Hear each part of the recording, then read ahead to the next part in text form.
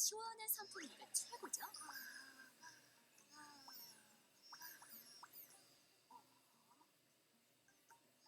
어? 세 개? 네 개? 다 다르네? 선풍기 날개 개수가 다르네요. 이건 무려 날개가 6개나 되고 아예 날개가 없는 것도 있어요. 그렇다면 어떤 선풍기를 골라야 할까요? 선풍기의 날개 각도. 날개 개수에 따른 선풍기의 차이를 알아보기 위해서는 날개의 두께, 길이는 일정하게 하고 날개의 수만 다르게 해서 그 차이를 알아봐야겠죠. 날개가 돌아갈 때 일정한 바람을 만들기 위해서는 날개끼리 이루는 각이 일정하도록 닿아야 합니다. 그런데 선풍기 날개의 각은 어떻게 재는 것이 좋을까요? 이렇게? 뭔가 이상하군. 뭐가 잘못된 거지? 기준점이 없이 각을 재면 재는 위치에 따라 각이 달라지게 돼요.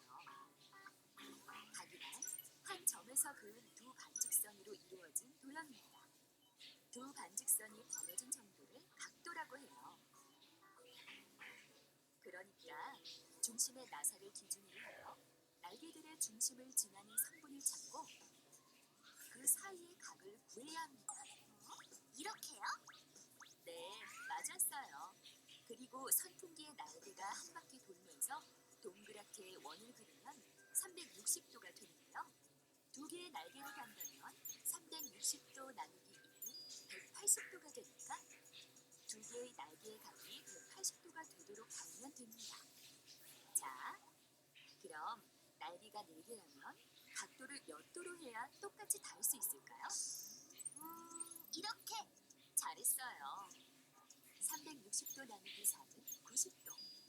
즉, 직각이 되도록 4개의 날개를 붙이면 선풍기가 아주 잘 돌아가게 돼요. 자, 다음은 날개가 5개인 선풍기입니다. 그런데 이 각은 대략 몇 도쯤 될까요? 90도보단 작으니까 75도? 80도? 오, 비슷한데요? 정확히 계산해보면 360도 나누기 2는 72도. 각각의 날개 사이의 각도는 72도예요. 이렇게 0도보다 크고 90도보다 작은 각을 예각이라고 하는데요. 예각의 예는 한자로 날카롭고 예리하다는 뜻입니다. 어때요? 한자를 알고 보니 예각이 날카롭고 예리해 보이나요? 예리해. 얘가. 그리고 90도보다 크고 180도보다 작은 각을 둔할 둔을 사이에 둔각이라고 해요. 어때요? 예각보다 둔해 보이나요? 두네. 둔각. 이렇게 날개끼리 이루는 각이 일정하도록 설치한 후 한 선풍기 회사에서 날개수에 따른 바람의 세기를 측정했는데요. 날개 모양과 크기 등에 따라 다른 결과가 나올 수도 있지만 가장 시원한 바람은 날개의 수가 2~3개일 때라고 해요. 날개 사이를 빠져나가는 바람의 세기가 가장 크기 때문이라고 합니다.